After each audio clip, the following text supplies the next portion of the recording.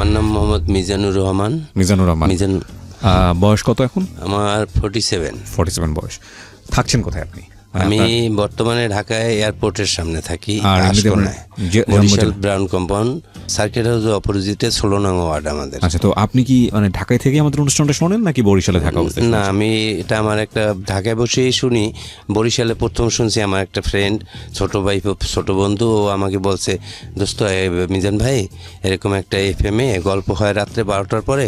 আমি বলছি যে আমার ঘুম আসে না, নেশা করতাম তো ঘুম আসে না। তখন ও আমাকে বলে যে এরকম একটা গল্প আছে, ওইগুলো শুনলে শুনতে শুনতে ঘুম এসে যাবে।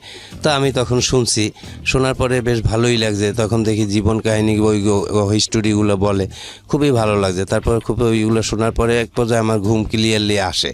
তারপরে এইভাবে তারপর একদিন হঠাৎ করে পাইনি, আমি ওকে বলছি কি রে আজকে তো আর ওই অনুষ্ঠানটা নাই, কারণ ওইটা বৃহস্পতিবার বুধবার হয় আর এরকম গ্যাপ যায় কিছুদিন।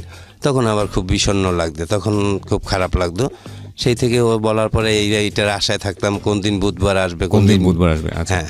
তো আপনার যে গল্পটা সেটা তো একটা অনেক বড় অপরাধ নিয়ে গল্প, কিংবা ভুল নিয়ে গল্প, আমি যাই বলি না কেন। আপনি কি সেই ভুলের মধ্যে এখনো আছেন নাকি ভুলের পরিণতি ভোগ করতেছেন? না, আমি ভুলের পরিণতি ভোগ করতেছি, বাট ভুলের ভিতরে নাই। ফাইন, আমরা ছোটবেলা থেকে শুরু করি, ব্যাকগ্রাউন্ড থেকে জানবো একেবারে। বলেন। আমি যখন ক্লাস 7-এ পড়ি, ঝালকাঠি সরকারি উচ্চ বালক বিদ্যালয়ে, তখন আমি ফার্স্ট বয় ছিলাম। তখন আমার একটা ফ্রেন্ড ছিল ওখানে, ওর নাম তাহেরউদ্দিন। ও আমার 10-এর ভিতরে ছিল না, ও একটা ভালো, মোটামুটি ভালো ছাত্র ছিল। আচ্ছা, তো এই জায়গাটা আসার আগে আপনার বাবা কি করতো? আমার বাবা উনি রিলিফ অফিসার ছিল, লেট ঝালকাঠি মহকুমা ছিল। আচ্ছা, তো আপনার কয় ভাই বোন ছিলেন? আমরা 5 ভাই 2 বোন। আপনি বড়? না, আমি 4 নাম্বার। হ্যাঁ, বলেন। তো বন্ধুর কথা বলছেন। ওই বন্ধু একদিন স্কুল ছুটি হওয়ার পরে আমাকে বলে, দোস্ত চলো এক জায়গায় যাব। আমি বলছি কোথায় যাব? তখন আমাকে বাসায় আমি বই খাতা রেখে ওর সাথে আমার একটা সাইকেল কিনে দিছিল আব্বা খুব। ওই সাইকেলটা ওকে পিছনে নিয়ে, ফোনিক্স সাইকেল, পিছনে নিয়ে আমি ওকে নিয়ে বের হয়েছি। ঝালকাঠি কালীবাড়ি রোড আছে, ওখানে আমি ওরা নিয়ে যাই। তখন ও আমাকে একটা ফার্মেসির সামনে দাঁড় করাই আমাকে বলে, দোস্ত একটু দাঁড়াও, আর তোমার কাছে টাকা আছে 25 টাকা? আমি বলছি হ্যাঁ দিয়েছি। দেওয়ার পরে একটা ফার্মেসি থেকে ওটা ওষুধ কিনছে, এটার নাম। তো আমি ওইটা ও কেনার পরে আমাকে নিয়ে গভর্নমেন্ট স্কুল, মানে গভর্নমেন্ট স্কুল নামে পরিচিত, ওই সরকারি স্কুল বলতো না, বলতো গভর্নমেন্ট স্কুল। তা আমি ওই স্কুলের মাঠে ওর সাথে এসে বসছি, সাইকেলটা রেখে। বিকেলবেলা ছিল, মানে কত 4টা 4:30টার মতো। সব ফ্রেন্ড সার্কেল ওইখানে খেলাধুলার জন্য আসছে। আমি আরও অগোচর এক জায়গায় বসে খুব গল্প করতে, আর একটু একটু আমাকে খাওয়াচ্ছে আর আমিও খাইতেছি। বেশ খাওয়ার পরে খুব ভালোই লাগতেছে, রিল্যাক্স। খাওয়ার পরে বেশ পরে বলে, দোস্ত চলো চা খাই। তো আমাদের ওইখানে সরকারি কলেজ আছে, নদীর পাড়ে, ভাঙনে গিয়ে যাইতেছে, খুব ভালো লাগে, মনোরম পরিবেশ। তো ওখানে গিয়ে দুধ চা আছে, গরুর দুধ খাইতেছি। খাওয়ার পরে এত ভালো লাগছে। তারপরে আমি খুব বাসায় আসার পরে মানে খুব উৎফুল্ল, সব কিছু চটপট করতেছি। তো ভালোই লাগছে। যাই হোক, ওইভাবে রাত্রটা কেটে যায়। পরের দিন রাত্রে আর পড়াশুনো হয় না, মানে ক্লান্ত হয়ে গেছি, ঘুমিয়েই যাই। সকালে উঠে গোসল টোসল সেরে পড়া একটুখানি পাশে বসি, তারপরে আবার ক্লাসে স্কুলে চলে যাই। তার যার স্কুলে আমার ভালো লাগে না, দোষ ওইটা একটু আরেকটু খাওয়াবি, আর একটু কিনবি। আজকে কি জিনিস ছিল ওটা? একটা ফার্মেসির ওই ওষুধ, কাশির সিরাপ। আচ্ছা।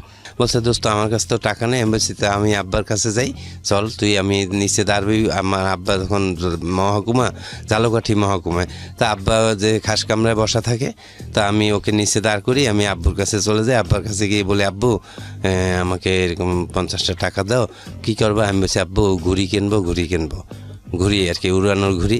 তা আব্বা, আসলে আপনি ওই জিনিসটা কিনবেন, তাই তো? হ্যাঁ, আমি তো কিনবো ওইটি, কিন্তু মূলত তার সাথে আমি মিথ্যার আশ্রয় নিছি।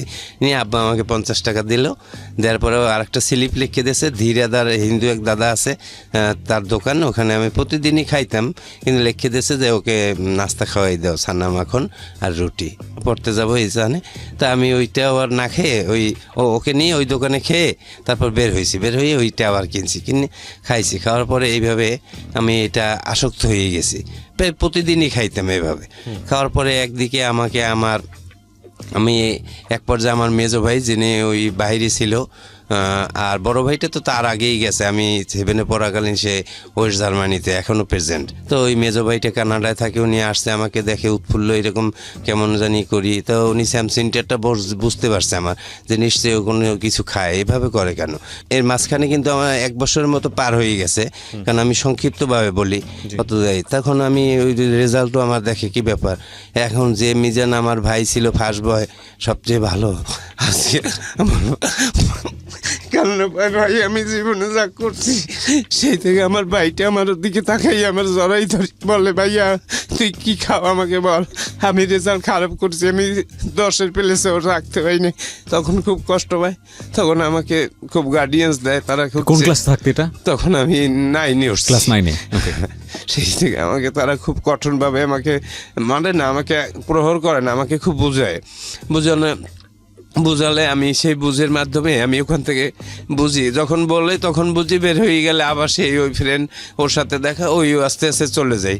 তারপরে এইভাবে আমার দিন কেটে যায়। আমি এসএসসিতে যাই হোক মোটামুটি করে কোনো রকম আমি স্টার মার্ক আনছি, টায়ারটায় 750 মার্ক পাইছি। কোন গ্রুপে ছিলেন? আমি মানবিক ছিলাম। সায়েন্সে ছিলেন। 750 মার্কস খারাপ না, এটা ভালো রেজাল্ট। হ্যাঁ, তখন আমাকে নিয়ে এসেছিল, তখন ওই আমি বরিশাল ক্যাডেটও চান্স পেয়েছিলাম। তা আমার ছোটোবেলা মা মারা যাওয়ায় আমার আব্বা দূরে ছাড়ে না, কথা বলছে না আমার কাছে থেকে পড়বে। তো আমি তখন ওই আমাকে ছাড়ে নিয়ে স্টার মার্ক পাওয়ার পরে আমি বরিশালে এসে পড়াশোনা করি। বরিশালে আমাদের নিজের বাবা বাড়ি করছে অনেক আগে, তো বরিশালে আব্বা নিয়ে আসে। বরিশালে আসার পরে আমি বরিশালে সরকারি সৈয়দ হাতেম আলী কলেজে পড়ি, ওখান থেকে পড়ি। আর এই ফাঁকে কিন্তু আমি ওই ফ্রেন্ড হারাই ফেলাই। তখন আমি বরিশাল কলেজে ওই হাতেম আলী কলেজে আরও ফ্রেন্ড সার্কেল পাই গেছি, যা অসৎ সঙ্গের সাথে মেশলে যা হয় ওইরকম ফ্রেন্ড পাইছি। ওরা আমাকে নিয়ে ওরা করতো কি যে ওই বরিশালে সর্দার ফার্মেসি নামে একটা ফার্মেসি আছে, খুব ফেমাস নাম করা, উনি খুব ড্রাগস বিক্রি করে, এমনকি ইনজেকশন। আমি ইনজেকশন জীবনেও নেইনি আর এখনও না। আর এখন তো totally I hate the man who is in difference how to addicted man, আমি টোটালি ঘৃণা করি। তখন আমি ওইখান থেকে ওই আমার এক ফ্রেন্ড আছে ওই ইউসি, ওইটা আমাকে এনে একটা খাওয়াইছে। তখন আমি ওই ট্যাবলেটটা তো আমি কোথাও একা চাইলে পাবো না, তখন আমি ওই বানানটা আমি মুখস্থ করিয়ে রাখছি, IUC10mg। তো আমি একটা খেলাম, পরে খুব শৈলীর ভিতরে উত্তেজনা ভাব, যারে তারে না যেভাবে ব্যবহার করি তারাম তারাম চোপার থাবর এইরকম করতেছি, এইরকম করি, এরকম একটা খাইছি। পরে মানে পরের দিনে আবার একটু খাইছি, আবার এরকম করতে করতে আমি অ্যাট এ টাইম বাড়তে আমি যখন অনার্স কমপ্লিট করি সেই পর্যন্ত আমার কিন্তু প্রতিদিন 100 ট্যাবলেট লাগবে, 100। একদিন আমি এক লগে 150 ট্যাবলেট খাওয়ার পরে আমি আমার এই পেট পোষাইছি নিজে, আমাকে কেউ কবজ দিতে পারেন, আমি নিজে এইগুলা পোষাইছি। শরীরে এত গরম হয়ে গেছে, উত্তেজিতভাবে আমি এইগুলো করার পরে আমার ওই করার পরে আমি বাসায় আসছি। বাসায় হাঁটতে পারি না, বাসার দরজা রাখিয়া পাশে বলে আম্মা, মানে স্টেপ মা আছে, আম্মা মা দরজা খোলো মা। আমার বড় বোন দোতলায় থাকতো, দুলাভাই এক্সিডেন্ট পাবলিক হেলথের বরিশালে, বর্তমানে প্রেজেন্ট। তখন ছিল এই সাব অ্যাসিস্ট্যান্ট ইঞ্জিনিয়ার। তখন আর কি আমাকে বড় আপু ওখান থেকে দেখে যে আমি দরজা রাখিয়া ওয়ালটাকাই মা করতেছি, তো উপর থেকে আসিয়া ওই বোন আমাকে নামিয়ে আমাকে ধরিয়ে বাসায় নিয়ে গোসল টোসল করাই, মাথায় তেল পানি দিয়ে ঘুমলো হয়েছে। পরের দিন সকালে আমাকে নিয়ে একটা রিহ্যাব সেন্টারে নিয়ে যায়, বলে তুই একটু সুস্থ হ, তোর রেজাল্ট সব ভালো, তুই সুস্থ হইলে তোরা আমি বাইরে উচ্চশিক্ষার জন্য পাঠাবো। বড় ভাইয়ে বলছে তুই একটু সুস্থ হ, তুই মনে কিছু করিস না, এখানে কিছুদিন থাক, তোর সাথে প্রতিনিয়ত আমি দেখা করব। আর আমার মা ছিল না, ওই বোনই আমার একমাত্র আমার জন্য যা করে এখন করে। আমি এই যে ঢাকা আসছি, এখনও আমার জন্য যা করে, যখন যা প্রয়োজন হয় আমাকে দেয়। তখন এই বোনটা ওখানে ভর্তি করাই দেয়, তো ওই ভর্তি করায় ওইটার নাম হয়েছে সুমন সাহেব। ওই সুমন আমার অনেক ছোট ভাই, ও একটা রিহ্যাব খুলছে, ও নেশা করতো, ওর সাথে আমি অনেক খাইছি। কিন্তু ও যখন আমাকে ওইখানে ঢুকেই দিয়ে আসছে আপায়, দেওয়ার পরে আপুকে বাইরে দাঁড়া করে রেখে বলছে আপা ওর জীবনে আর খাবে না, ও সুস্থ হয়ে যাবে, কিন্তু ওর একটা সুপ্ত বাসনা আজকে পূরণ করতে হইবে, ওর জন্য 5,000 টাকা দিয়ে যান। আর আমাকে ওখানে ভর্তি করার জন্য অ্যাট এ টাইম 50,000 টাকা নিয়েছে তারা। মূলত নেওয়ার পরে আমার বোন তো মন মানে না, চিন্তা টাকা দিয়ে কি হবে, আমার 3টে ভাই ইউরোপ কান্ট্রিতে প্রেজেন্ট, আমার এই ভাইটা শেষ হয়ে যাবে। আর এই ভাইটাই ভালো ব্রিলিয়ান্ট স্টুডেন্ট ছিল, কিন্তু এই জন্যে আমার ভাই সেই সময় আমার বোনটা আমার জন্য খুব ওইখানে দাঁড়াইয়ে টাকা দিয়ে গেছে, বলছে ঠিক আছে। আর 5,000 টাকা দিয়েছে আমার জন্য সুমন। ওর সাথে আমি বহুত নেশা করছি। ও আমাকে এই ট্যাবলেট এইটা ওইটা মানে ক্যানাবিস, হ্যাঁ, যেটা অ্যানোনিমাস, যে কিছু সব কিছু আমাকে ও ইউজ করাইছে, এমনকি মেইলই পর্যন্ত আমাকে সেখানে নিয়ে গেছে। কিন্তু এখন আমি ওর ওখানে যখন ট্রিটমেন্টের জন্য আমার বোন দিয়ে আসছে, আমি বলি সুমন এদিকে শুনিয়ে যাক। এখন সুমন বললে হবে না, এখন সুমন ভাই বলতে হবে। তখন আমার ভিতরে একেবারে সেন্টিমেন্ট হয়ে গেছে, কিরে তুই আমার ছোটো ভাই, তোর সাথে আমি বহুত কিছু করছি, তোরে ভাই বলবো এখানে রুমে আটকাই আমার মফেল দিবি, তো সহ্য করা যায় না। তখন ও রুমে আসতে পারে, ধাম করে একটা ঘুষি মারলাম, এখানে রাগ হয়ে যায়। আমি উদ্বিগ্ন নেশার জন্যে, কোনো কিছু ভাল লাগে না, কিরে তুই আমার কথা শুনুন না, আমার তো ভাল লাগে না, একটা ঘুষি মারিয়ে ফেলেছে রাগ হইয়া। মারার পরে ওরা আমার গামছা দিয়ে হাত পা বাদ দিয়ে আমার নাকে পানি ঢালে, আর মগের ভিতরে পানি নিয়ে আমার সমস্ত শরীরে মারার পরে আমি একেবারে ক্লান্ত হয়ে যাই। হওয়ার পরে আমার মাথার চুল কাটতে ফেলে, নাইরি করিয়ে দেয়, করার পর ওইটা বলে শাড়ি ক্যাপ বলে, ওরে রিহাপের ভাষায় বলে শাড়ি ক্যাপ। দেওয়ানোর পরে আমাকে বলছে শোন, তোর জন্যে তোকে উপরে উঠাবো, নিচে রাখছি, তোর জন্য আমি 2 গ্রাম হিরোইন রাখছি, আর তোর জন্য আমি ইনজেকশন আনছি মরফিন 2টা, তুই আজকে জীবনের মনে শেষ করবি আজকে খাওয়া, আর কখনো খাইতে পারবি না, উপরে উঠলে আর একটা ক্লাস আস তোর। যাক, আমি এটা বলছে পর মাইর জ্বালিয়ে দিয়েছে, ওগুলো মনে রাখি নে। কিন্তু আমি ওই খাওয়ার জন্য ওই যে বলছে সুপ্ত বাসনা আমার শেষ বাসনা পূরণ। তখন আপনি মরফিন নিতেন, হিরোইন নিতেন? হ্যাঁ, আমি যে আমার হাতে এই যে টোটালি আমার হাতে এখন বেইন নেই। আচ্ছা, এই যে আমার কোনো সুই নেওয়ার মতো কোনো জায়গা নাই। তখন যখন আপনাকে রিহাবে দিয়েছে তখন আপনি এগুলো সব নিতেন? হ্যাঁ, তার আগে আমি নিতাম ওর সাথে, ওই সুমনের সাথে। উনি একটু আগে পেটের অবস্থা দেখাচ্ছিল প্রিয় শ্রোতা এবং দর্শক, এটা আসলে খুবই মানে দুর্ধর্ষ একটা জায়গা। পুরো পেট উনি ব্লেড দিয়ে পচিয়েছেন এবং সেগুলোর মানে পজ দিয়েছেন উনি, সেগুলোর দাগ এখনও আছে। আমরা সময় পেলে যদি প্রয়োজন হয় আমরা ছবিটা পোস্ট করবো আমাদের ইউটিউবে, কিন্তু আপনারা গেলে আমরা এই ছবিগুলো দিয়ে দিই আমাদের প্রোগ্রামের মাঝে মাঝে, আপনারা খুঁজলে হয়তো পাবেন। জি বলুন। যখন আমাকে ওই মরফিন ওই উপরে নিচে দেবে, তো আমার জন্য 4টা মরফিন নিয়ে আসছে, আর 2 গ্রাম হিরোইন নিয়ে আসছে, আর ট্যাবলেট নিয়ে আসছে 100 নিয়ে আসছে। তখন 50 পয়সা করিয়ে দাম ওইটার। তখন আমাকে আমি ওই ভিতরে আমাকে ওরা নিয়ে আসে, আসার পরে আমাকে সুই টুই পানি টানি কীভাবে ওগুলো সব মেকানিজম যা লাগবে সব দিয়ে বলছে দোস্ত তুমি এখানে বসে খাও, কাউকে শেয়ারিং করবে না, এটা একটা মাদকাসক্ত হসপিটাল, তোমার শেষ সুপ্ত বাসনা, তুমি খাও, তুমি যতক্ষণ বসে পারবা খাবা, তোমার এই রুম থেকে খাওয়ার পরে উপরে উঠতে হইবে, শেষ হইলেই তুমি উপরে যাবা, আর কোনো কথা নেই। বিরতি নেব এই পর্যায়ে, ছোট্ট একটা বিরতি। প্রিয় শ্রোতা, বিরতির পর আবারও ফিরে আসছি সিক্রেটসে। এই অনুষ্ঠানে আপনি আসতে পারেন, নিজের ভুল কিংবা অপরাধ বলে লাখ লাখ মানুষকে সতর্ক করতে পারেন, সচেতন করতে পারেন। আমরা মনে করি আমাদের সার্থকতা কিংবা আপনার সার্থকতা সেখানেই যদি আপনার ভুল বা অপরাধ শুনে, আপনার পরিণতি শুনে ভুল অপরাধের একজন মানুষ নিজে থেকে সচেতন হয় এবং একই সাথে যেই ভুলটির মধ্যে রয়েছে সে সেখান থেকে বের হয়ে আসে। সুতরাং আপনার জীবনের অভিজ্ঞতা আমরা এখানে বলার জন্য আপনাকে আমন্ত্রণ জানাচ্ছি। আমাদের ফোন নাম্বারটি হচ্ছে 09611904904। আমি আরও একবার বলছি 09611904904। ফিরছি, নিজেকে উন্মোচিত করবেন, নিজের ভেতরের অপরাধ এবং যে বিষয়গুলো তিনি আসলে আজ পর্যন্ত কাউকে বলতে পারেননি সেগুলো নিয়ে কথা বলবেন। আমরা স্টে টিউন, আমরা স্টে করবো আমাদের স্টেশনে। আপনারা শুনছেন ঢাকা FM 90.4। আমি আবারও ফিরছি আপনার কাছে। জি মিজু, তারপর? তা আমি ওখানে বসে সে ইচ্ছা মতো আমি 2 গ্রাম হিরোইন খাইছি। খাওয়ার পরে প্রথম যখন 1/2 গ্রামের মতো খাইছি, খাওয়ার পরে একটু বমি আসছে, বমিটা করছি, আবার একটু একটা স্প্রাইট আছে নিয়ে আসছিল, ওইটা একটু হালকা খেলে আবার একটু ভালো লাগে। খাওয়ার পরে একটু রিল্যাক্স নিয়েছি, একটু সেই করছি। প্রায় সকালে ওখানে দিয়ে আসছে, সন্ধ্যার সময় আমার উঠেছে, অতক্ষণ আমি খাইছি এই ট্যাবলেট আর হিরোইন, এই মরফিন, এগুলো এট এ টাইম সবই। ট্যাবলেট খাইনি আগে, ট্যাবলেট রাখিয়ে দিছি যে এইটা আমার শেষ খাওয়া, উপরে যেই ঘুমাবো, আমার চিন্তা যে আমি ঘুমাবো। এই তো ওইটা খাওয়ার পরে আমি 1/2 গ্রামের মতো রয়ে গেছে, 1.5 গ্রাম আমি খাইছি, আর 1/2 গ্রাম পারিনি, আর শরীরে কুলায় না, মানে খুব হয়ে গেছি।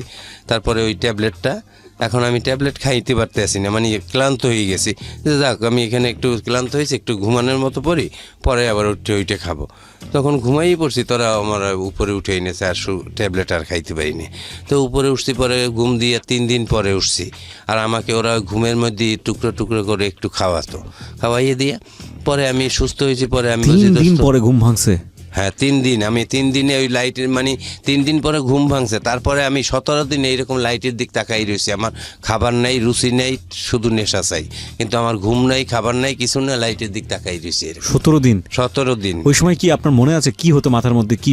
আমার মনে করে যে জানলা জুনলা ভাঙ্গি চুরিয়ে ফেলাই, ইয়ারে মারি, ওরে ধরি, আমার একটা রুমের ভিতরে আলাদাভাবে তালা মারিয়ে রেখে দেয়। ভাঙারও কোনো পথ নেই ওই জায়গাটা। ওই মাদকাসক্ত হসপিটালটা এমন ভাঙিয়ে যায়, আমি বাইরে মনে হচ্ছে যে এইগুলো সব ভাঙি, মাথা মতো ফাটাই ফেলাই। এই যে মাথার উপরে একটা ওইখানে একটা অ্যাঙ্গেলের মতো আছে, আমি একটা বাড়ি মেরে এখানে মাথাটা ফাটাই ফেলাইছি, আচ্ছা। মানে নেশার কষ্টে। যে আমার ভালো লাগতেছে না, কিরে আমার কি অবদ্ধ ঘরের ভিতরে রাখছে, এগুলো কি তোরা এগুলো কেন করো? আপনি কি ব্যাখ্যা করতে পারবেন যে ওই সময় ফিলিংসটা কি হয়, জিনিসটা নেয়ার পরে ফিলিংসটা কি হয় আর না নিলে কি হয়? হ্যাঁ, নেওয়ার পরে পৃথিবীর সব শত্রুরে মনে হয় যে সে আমার ভাই, বন্ধু, ও আমার সবচেয়ে প্রিয় বন্ধু, ও আমার ভাই, ও আমার সব কিছু। কোনো শত্রুরে শত্রু মনে হয় না। আর না নিতে পারলে মনে হয় কি যে আপন ভাইরেও মনে হয় যে ও আমার কাছে শত্রু, ওরা আমি গুল্লি দিয়ে মারিয়ে ফেললাই। এখন এইভাবে আমার একজন এক একভাবে ডেসক্রাইব করে প্রিয় শ্রোতা, উনি ওনার মতো করে ডেসক্রাইব করেছেন। হ্যাঁ, বলেন, তারপর আমি সেই 17 দিন তাকিয়ে আছেন। হ্যাঁ, আমি তো 17 দিন এইরকম আমার ফুললি আমার স্মরণ আছে, মানে স্মরণ কি, পরেও আমার ফ্রেন্ড সার্কেল যারা রিহাবের ছিল ওরা বলছে দোস্ত তুই 17টা দিন এরকম লাইটের দিক তাকাই রয়েছ। আমি উইড্রল অবস্থায় ছিলাম, ওইখানের ভাষায় বলে উইড্রল। তা আমি এরকম অসুস্থ, যাই হোক একটু একটু পরে সুস্থ, 17 দিন পরে সুস্থ হয়েছি। আমার বোনে তো রেগুলার দেখতে আসে, তারা ওখান থেকে নাকি তারে বলে যে আপনার ভাই তো আরও অসুস্থ হয়ে গেছে, মানুষকে কামড়ায়। মানে আমার বোনের কাছে দিয়ে আরও টাকা নেওয়ার জন্য তারা এইটি একটা পজিশন খাটাই নিয়েছে, বুদ্ধি খাটাইছে। আমার বোন আমার জন্য যা খুশি সেই রকম করে, কয় আপনার ভাইকে রাত্রে ভালো ভালো একটু খাওয়াইতে হয়, টাকা টোকা দিয়ে যান, আর ওকে এখন দেখতে আসলে ও আরও হয়ে যাবে, তার চেয়ে ওইভাবে রাখছি, ইঞ্জেকশন দিয়ে আমরা সহাই রাখি, সুস্থ হয়ে যাইবেন, নিশ্চিন্তে থাকেন। তো তখন আপার কাছে দিয়ে আবার 25,000 টাকা নেছে। আর আমার আপু আমার জন্য ভালো ভালো খাবার নিয়ে আসতো, আমাকে দিত না। ভালো খাবার দিলে আমার ভিতরে নেশা, খাবার, ওইখান থেকে আমি শিক্ষা পাইছি যে first dose does the damage. নেশার প্রথম টান দম্বা চুম্বক সর্বনাশের পথ তৈরি করে। আমি যখন একটু একটু সুস্থ হয়েছি না, তখন আবার ভিতরে কাজ করছে যে আমি কি ছিলাম, আমি একটা ভালো ছাত্র ছিলাম, বাসায় আলালে দুলাল ভাই বোনের কাছে মা ছিল না, বাবা মারা যায় এসএসসি পরীক্ষার আগে ফর্ম ফিল আপ করার পরে, আমার বোনটা আমার জন্য এত কিছু করে, আর আমি নেশার জন্য আজকে এই বদ্ধ ঘরের ভিতরে আমি, আর আমার বোন প্রতিদিন আসে, আমি দেখতে পারি না বলে লোকজনে আমাকে, অথচ না এগুলো তো আর খাবো না কখন, এই ভিতরে একটা ফিলিংস আসে, তখন আর এগুলো খাই না। কি হয় তখন এই ওখান থেকে আস্তে আস্তে রিলিজ হয়ে 67 দিনের দিন ওখানে একটা সেই আছে প্রার্থনা আছে, ওই প্রার্থনাটা মুখস্থ না করা পর্যন্ত তারে রিলিজ দেন। ওইটা মুখস্থ করতে পারলি সে বোঝে যে অলরেডি সুস্থ। আচ্ছা, মুখস্থ করতে পেরেছিলেন? হ্যাঁ, আমি পারছি। এখন মনে আছে? হ্যাঁ, ওই তো প্রথমেই স্মরণ করি আমার মহান রাব্বুল আলামিনের নাম, পরে স্মরণ করি আমার জন্মদাতা পিতামাতা, তারপরে স্মরণ করি আমার ফ্যামিলি যারা আমার সুস্থতার জন্য অধীর আগ্রহে তাকিয়ে আছে। এরকম আরও ওগুলো আমার আর বেশিটা একটাই নাই, কারণ এই তখন আমি এইটা বলা প্রায় প্রশান্তির প্রার্থনা বলে ওটাকে। তখন আমি ওখান থেকে 67 দিনের দিন যখন বাইন্ডিংস ফ্রি হওয়ার পরে আমি খুব সুন্দরভাবে আমার স্বাস্থ্য চেহারা অন্যরকম হয়ে গেছে টোটালি। আমি একবার ওই দিন থেকে বলছি যে আর ড্রাগস ইউজ হবে না, আমার জীবনে সুস্থতা হইতে হবে। ওই সময় আপনি কলেজে পড়ছিলেন? আমি পড়াশোনা ছেড়ে দিয়েছি? না না, পড়াশোনা আমার চলে। কলেজে পড়েন নাকি? হ্যাঁ, তখন আমি ওই সময় কলেজে পড়েন আপনি? আমি ওই অনার্সে ভর্তি হয়েছি আচ্ছা, অনার্স ফার্স্ট ইয়ারে। কোথায় ভর্তি হলেন আপনি? অনার্সে ভর্তি হয়েছি ঢাকাতে। আচ্ছা, ঢাকা কোথায়? ঢাকা কলেজে। ঢাকা কলেজে, ওকে। ভালো ছাত্র ছিলাম। জি, আপনি স্টার পেয়েছেন, আপনি তো ভালো ছাত্র অবশ্যই ছিলেন। আমি তখন ওই ভর্তি হলাম, হওয়ার পরে আমি কি করি, তখন আমার ওই কলেজে একটা গার্লফ্রেন্ড আসে, আমার সাথে ভালো সম্পর্ক হয়ে যায়। ওর নাম হয়েছে সেজুতি ইসলাম। সেজুতি এর সাথে আমার একটা ভালো সম্পর্ক হয়, ভালো। ওদের বাসায় আমি যাই, ওদের বাসা গুলশানে 2 নম্বরে। তো ওদের বাসায় আমি যাওয়া আসা করি, ও আমাকে নিয়ে যায়। ও এক মায়ের এক বাবার এক মেয়ে, ওরা আর একটা ভাই আছে, সেও জার্মানিতে থাকে। আমার ভাই যেখানে থাকে রুডানার স্টুটগার্ট জার্মানিতে, ওর ভাই ওইখানে থাকে। তো ওই সুবাদে একটা ভালো সম্পর্ক হয়ে যায়। এক পর্যায়ে ও আমাকে খুব ভালো একটা প্রপোজ করে। তো ওর সাথে আমার ফিজিক্যাল রিলেশন হয়ে গেছে অনেক। তা এরপরে আমি ওর সাথে একটু এরকম করতে করতে আমি অনার্স পরীক্ষা সেকেন্ড দিয়ে থার্ড পার্টে যাব, এই সময় ওর সাথে আমার একটু মলমনিন্য সৃষ্টি হয়। কিন্তু মলমনিন্য হইলেও আমি কিন্তু ড্রাগসের প্রতি আর যাইনি তখন, যে না ড্রাগসে নাই বলতে হইবে, কারণ ওখানে শিক্ষা আসছি যে না এটা আর খাওয়া যাবে না, যেহেতু আমার বাবা হাজি ছিল, আমার মা নাই, আমার ভাই বোনের ইজ্জত আছে, সেদিকে তাকাই আমি আর এগুলো খাবো না, তবে আমাকে ভালো হইতে হবে। ওর মতো মেয়ে গেছে, তার থেকে কত মেয়ে আমার জীবনে আসবে, এটা কোনো ফ্যাক্টই না।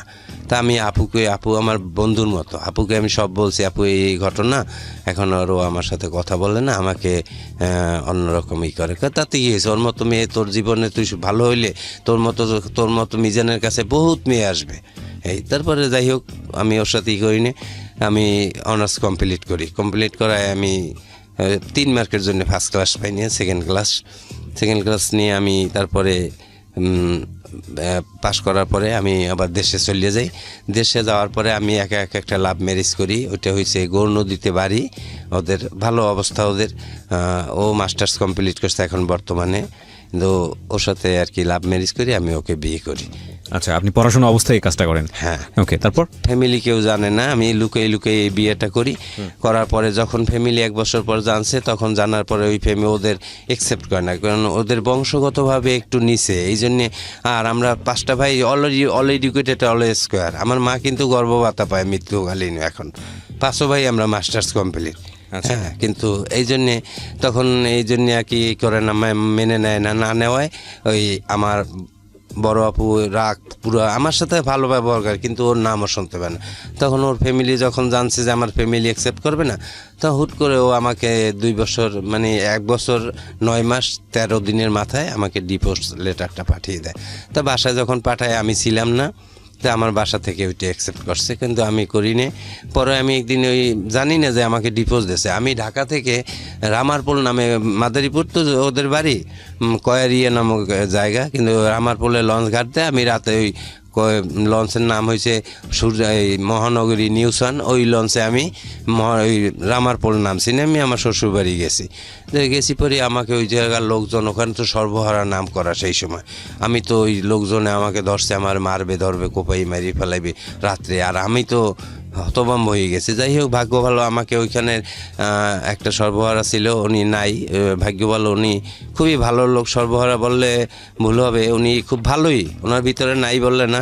আমার যখনই দেখছে বসে এই ওর গায়ে কেউ হাত দিবে না, মুখ ওনার বাঁধা, কিন্তু আমি চিনতে পারিনি যে এই হারুন খা, বরিশাল বিভাগের মধ্যেই নাম করা সর্বহারা উনি হারুন খা। কিন্তু উনি আমাকে টর্চারিং করতে, একটা টোক্কা দিতে দেয় না, উনি আমাকে সুন্দরভাবে ওপারে খেয়া পার করে বলছে তুমি বাড়িতে যাও, এ গ্রামে আর আসছো না, তোমাকে ডিভোর্স দিয়ে দিয়েছে, তুমি আসলে এখন ওই লোকজন তোমাকে এইভাবে অত্যাচার করবে, মারবে। ভাগ্য বলো আমি ছিলাম, যাও। কিন্তু পরে আমি জানছি যে উনি হারুন খা। তা আমি বাসায় চলে আসি, আসার পরে যখন এইটা শুনছি, তখন মনের কষ্টে আমি বিষ খেয়ে ফেলাইছি। আমার বাসার সামনে একটা সুপারি গাছ আছে, আমি ওইখানে বিষটা কিনছি কি আমার বাসারে দেখানোর জন্য, যে কেন মানলা না, আর এরকম হইলো কেন। আমি বিষটা জাস্ট ওই ধানে দেয়, ওই এর একটা 18 টাকায় আমি কিনছি, মাজায় নিয়ে আমি বোনকে দেখাবো যে এরকম, যে আমি একটু ইচ্ছে করি মুখটা খুললে এরকম মুখে লাগাইতে গেছি, কিন্তু বাই দিস টাইম কেনই জানি আমার মুখের ভিতর চলে গেছে। আসলে যে কথাই ওইখানে বলে যে ইবলিস থাকে, ওইটার সাথে শয়তান, আর আমি কেনই জানি। আর তার আগে আমি তো এটা খুব কষ্টে আমি দিশে পাইছি, কিন্তু আমি কোনো ড্রাগস ইউজ করি নাই, পুরো দিব্যি সুস্থ।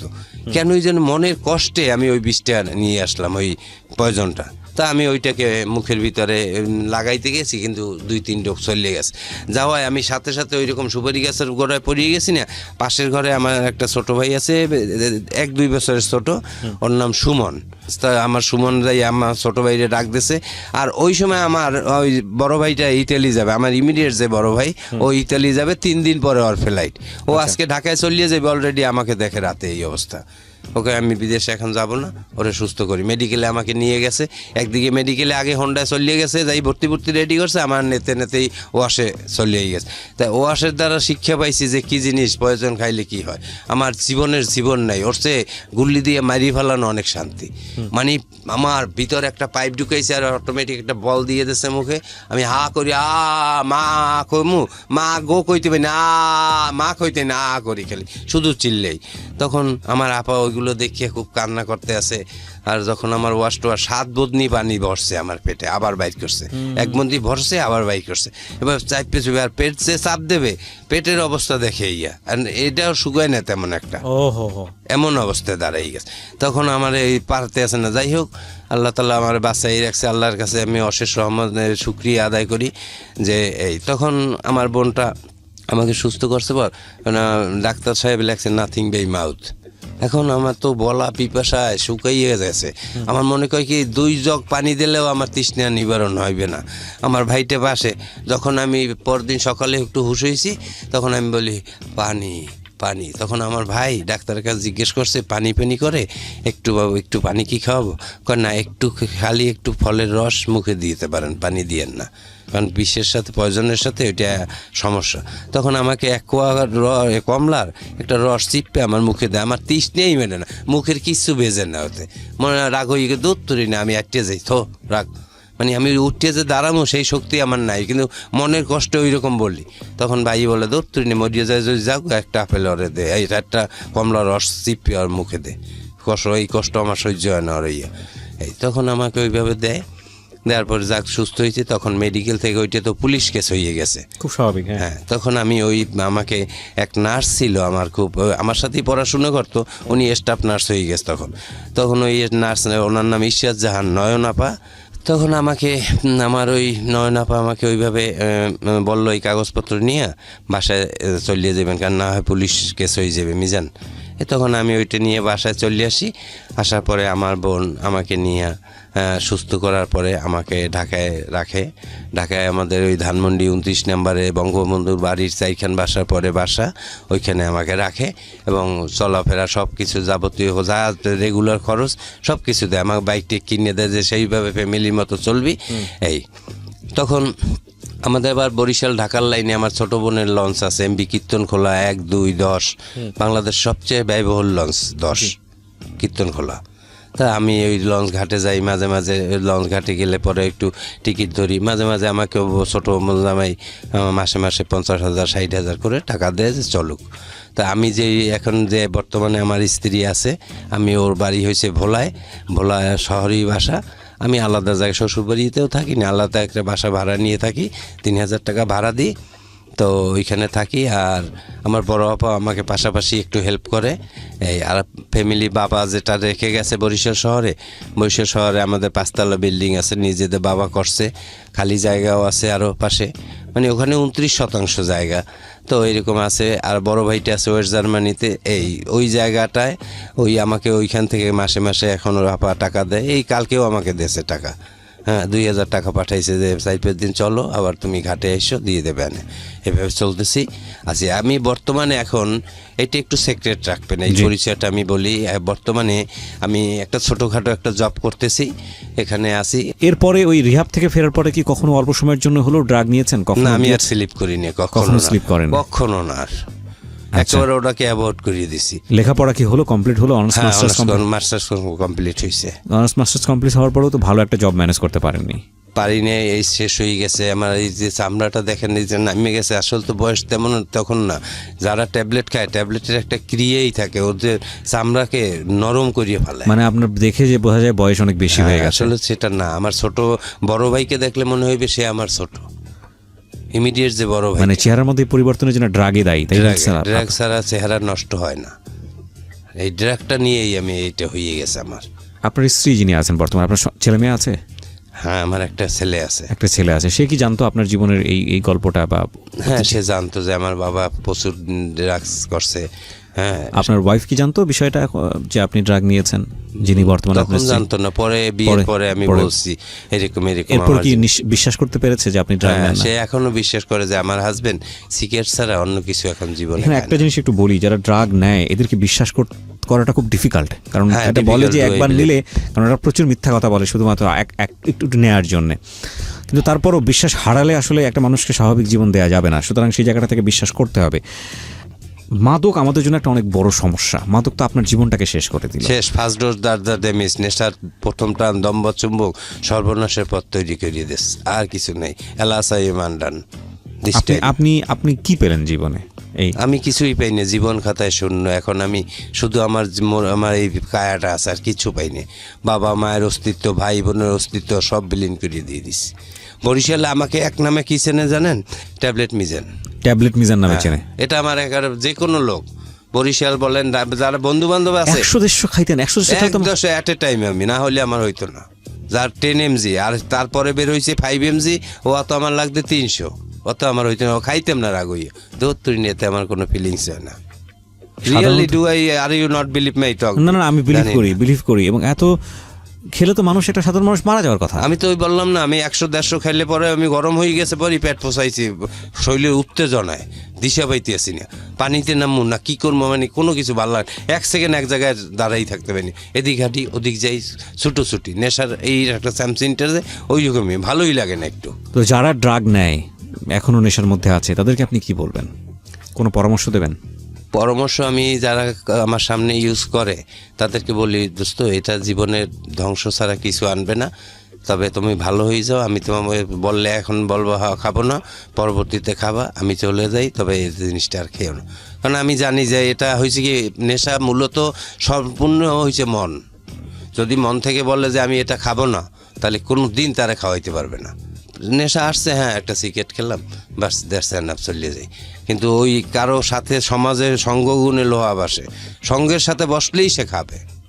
আমার এখন, আমি বিশ্বাস হয়তো করবেন না, আমি এখানে আসছি কিন্তু এইগুলো শুনিয়া বলার জন্যে যে আমার জীবনে আমি যখন এত দূরে আসতে পারছি, আমার ভাই বোন সবাই বিশ্বাস করে যে আমার ভাই ফ্রেশ, এখন কিছু খায় না।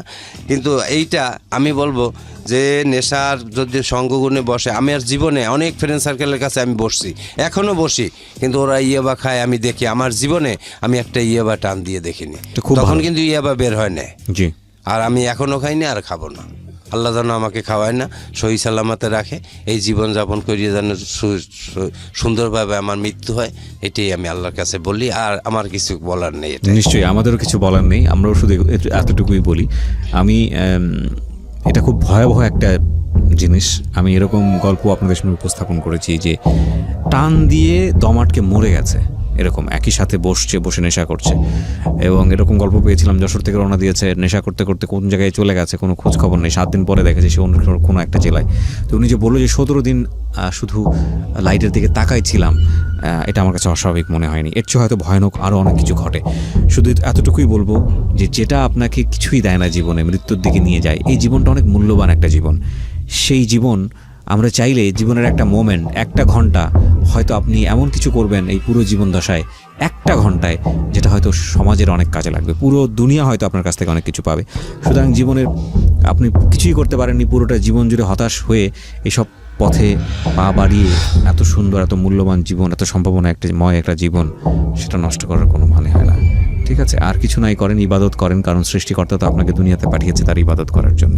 ভালো থাকুন, আমরা এখানেই শেষ করছি। পরিশেষে একটু কথা বললি দে, আমার যে পূর্ণতা, আমার যে বোনটা, আমার মায়ের স্নেহ আমাকে এখনো দেয়, ওই বোনটার মুখে যেন আমি হাসি দিয়েই যাইতে পারি। আমার বোনটা আমার জন্য অনেক কিছু করে, এখনো করে। আমার ওই বোনটা, আমার 2টে বোন আমার জন্য খুব কাঁদে, এখনো কাঁদে, যে আমি একটু কষ্ট পাইলি তারা কষ্টের সাথে সাথে আমার ভালোটা করার চেষ্টা করে। আমি তাদের কাছে আমার চিরকৃতজ্ঞ। আমার মায়ের স্নেহ, পিতৃ স্নেহ সব আমার ওই 2টে বোন আমাকে দিতেছে এখনো। জি, অনেক ধন্যবাদ, অনেক ধন্যবাদ।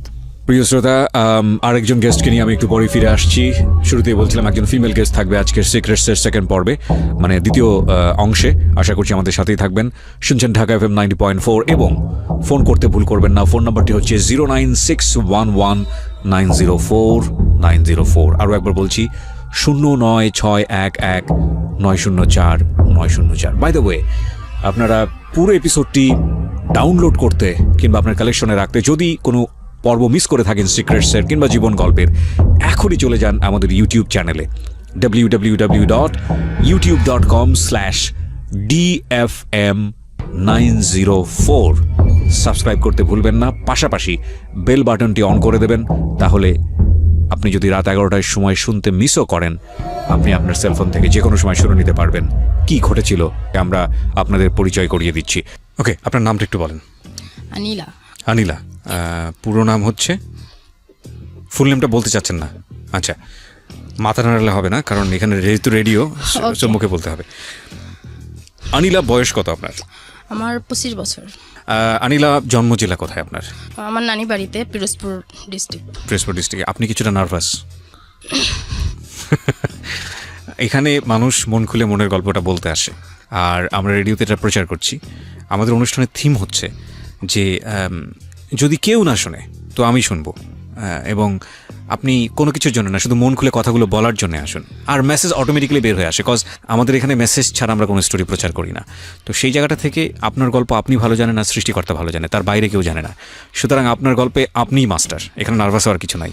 আপনি মন খুলে আপনার কথাগুলো বলুন, এবং আমার মনে হয় আপনার যেখান থেকে শুরু করতে ইচ্ছে করে আপনি সেখান থেকে শুরু করুন। জি, এটা আমার মার বিয়ের থেকে বলতে চাচ্ছি যে জি। আমার আম্মু তখন 14 বছর বয়স, তার মামা হচ্ছে ঢাকা আলিয়ার স্টুডেন্ট ছিল, ঢাকাতে একটা ডায়াবেটিক্স হাসপাতালে চাকরি করতো। তো আমার আব্বু আলিয়ার স্টুডেন্ট ছিল, আব্বু ওখানে চাকরি করতো, ওখানেই তাদের বন্ধুত্ব। এরপরে বন্ধুর বাড়িতে বেড়াতে যায় আমার আম্মুর মামা বাড়িতে। তো যাওয়ার পরে ওখান থেকে নাকি আমার আম্মুর কোরআন তেলাওয়াত শুনতে পায় আমার আব্বু ফার্স্ট টাইম। তো সেখান থেকে তার ভালো লাগা। এরপরে সে আমার ওই ভাইয়া ডাকি আমি, যাকে আমার আব্বুর মামা হয়, ওই বন্ধু হয় আমার আম্মুর মামা, তাকে জি। আমি ভাইয়া ডাকি। তো Okay. ওনাকে প্রস্তাব দেয় যে আমি তোমার ভাগ্নিকে বিয়ে করতে চাই। তো সেও দেখে যে ছেলে তো ভালোই, আমার আব্বু আবার দেখতে শুনতে খুব সুন্দর ছিল, টাকা পয়সাও মানুষের পিছনে খুব ব্যয় করতে পারতো, হয়তো ওই রকমের ভাবছে যে খুব বড় লোকের ছেলে, দেখতেও হ্যান্ডসাম। তো তারা ছেলের কোনো খোঁজ খবর না নিয়ে, আর আব্বু এমন পাগল হয়ে যায় যে আজকে দিনের মধ্যে বিয়েটা দিতে হবে। আপনি এই ঘটনাগুলো পরবর্তীতে শুনেছেন, হ্যাঁ, কারণ আপনার বাবা মার বিয়ের আগের ঘটনা তো আপনার জানার কথা না, সেটা আপনি পরবর্তীতে গল্পের মধ্যে করে শুনেছেন, যেটা শুনেছেন সেটাই বলছেন সেটাই এখানে। বলতে Okay. বলছি।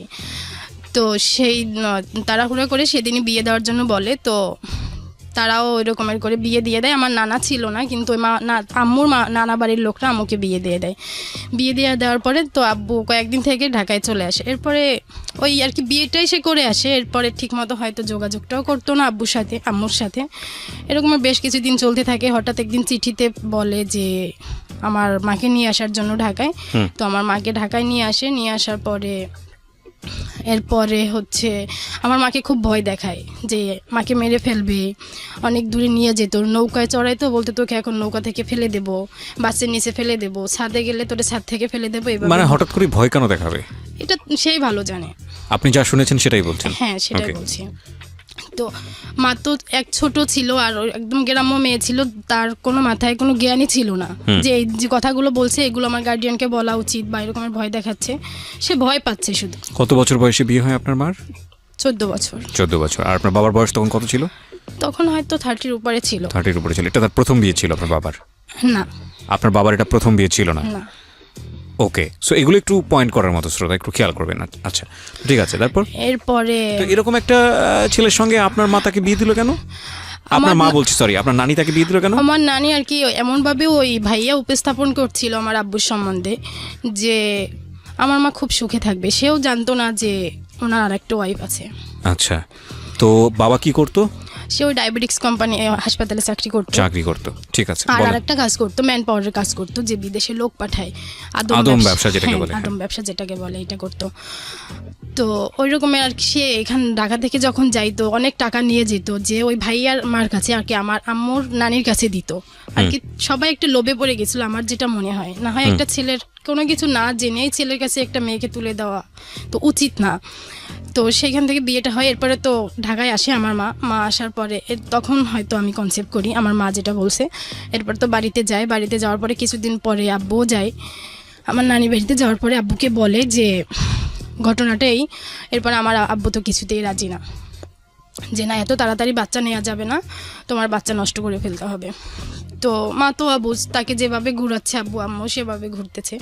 তো হাসপাতালে নিয়ে যাওয়ার পরে সব ওকে নষ্ট করবে। তো ঠিক ওই মুহূর্তে আমার বড় মামা শুনতে পায় যে এই ঘটনা। তখন বড় মামা ওইখানে যেয়ে আমার মাকে নিয়ে আসে ধাক্কাইতে যে তোকে তো ছোট থেকে এই শিক্ষা আমরা দেই নাই। আচ্ছা, একটা মানুষ যে পৃথিবীতে আসবে সে তার রিজিক নিয়ে আসবে, তাকে নষ্ট করার অধিকার কারোই নাই। তো সেখান থেকে নিয়ে আসার পরে তো আমার আব্বু খুব রেগে যায় যে স্বামীর কথা শুনলো না, ভাইয়ের কথা শুনলো। সে ওখান থেকে রাগ করে চলে যায়। চলে যাওয়ার পরে দীর্ঘদিন আর কোনো যোগাযোগ নাই। যোগাযোগ নাই, তখন তো চিঠির যুগ ছিল। একটা চিঠি যেতে যেতেও অনেক দিন সময় লেগে যেত, 10-15 দিন সময় লাগতো। হ্যাঁ। তো হঠাৎ এরপরে আমি আসি পৃথিবীতে। আসার পরে তাকে জানানো হলো, তখন সে তার মানে হচ্ছে আপনার মা কনসিভ করেন, তাই তো?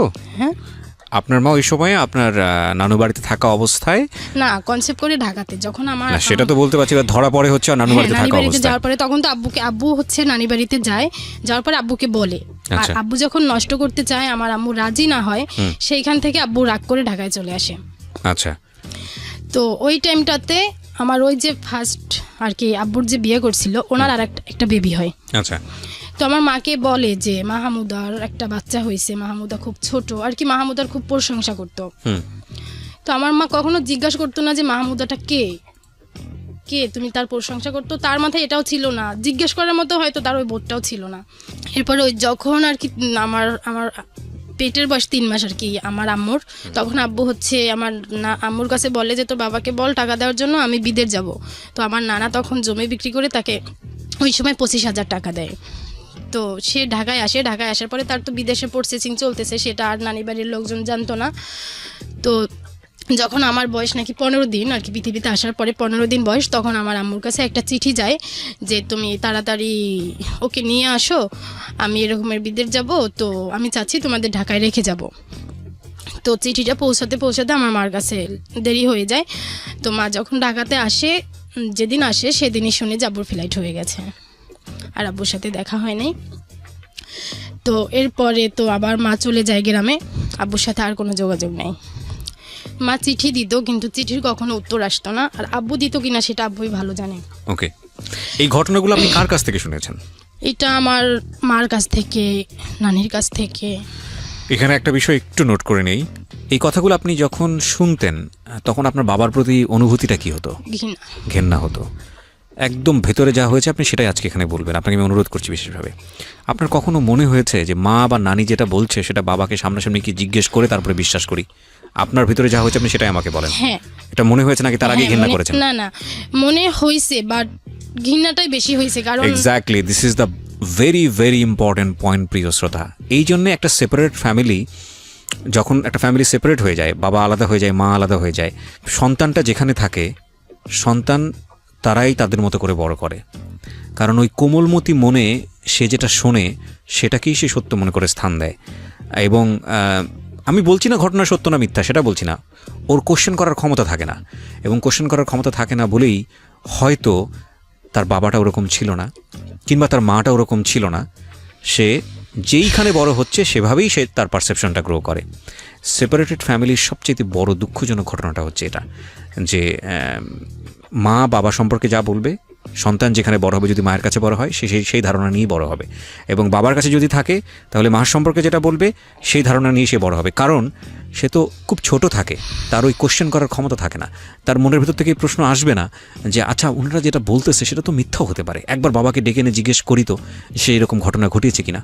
এবং সেই সাহসটা যেহেতু থাকে না, সেই যুক্তিটা যেহেতু থাকে না, একেবারে কোমলমতি মন, সুতরাং সে অন্ধ মনে বিশ্বাস করে যায়। এবং যে ঘৃণাটা জন্ম হয় ছোটবেলায়, বাবার প্রতি হোক মায়ের প্রতি হোক, সারাটা জীবন জুড়েই সে সেটা বয়ে চলে।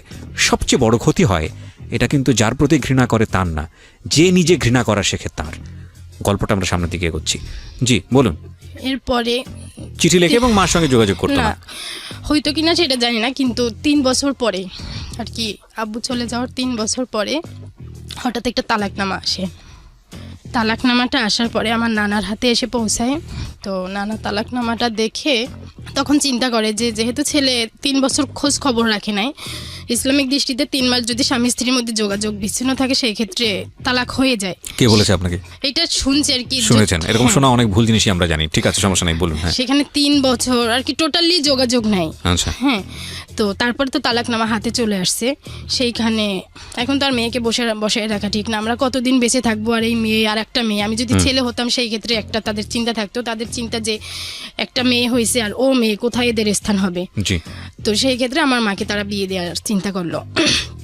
তো চিন্তা করলো, তারা ওই রকমের চিন্তা করলো, কিন্তু আমার মা কিছুতে বিয়ের জন্য রাজি হয় নাই ওই টাইমে। আচ্ছা। যে বিয়ে তো একবারই হয়, আমি যে আমার বিয়ে হলে আমার বাচ্চাটা কি হবে। আচ্ছা, যেই ধারণাটা সেটা আপনার মায়ের ব্যক্তিকেন্দ্রিক ধারণা না, এটা আমাদের পুরো সমাজেরই একটা ধারণা। হ্যাঁ বলেন। তো তারপরে তাকে জোর করে বিয়ে দিয়ে দেওয়া হয়, তখন আমার বয়স 2.5 বছর। জি। তো বিয়ে দিয়ে দেওয়ার পরে মা তো চলে যায় শ্বশুর বাড়িতে, আমি আমার নানির কাছে থাকি। আচ্ছা, তো জোর করে বিয়ে দেওয়া হলো, ছেলেটা কি করতো? কিছুই করতো না, বেকার। আপনার তখন 2.5 বছর, আপনার নিজের কি কোনো মেমোরি আছে ওই সময়ের, যে মার কি হচ্ছে না হচ্ছে, কোনো স্মৃতি কি আছে? না, আমার কিছুই মনে নাই, জাস্ট আমার মা বলতো, আমি আর কি আমার মাকে বলি, তোমরা সবাই তোমাদের সুখের জন্য তোমরা পথ খুঁজে নিয়েছো, কিন্তু আমার কি অবস্থা হবে আর কি, এখন কথাগুলো বলি। ওই 2.5 বছরের কোনো মেমোরি নাই আপনার?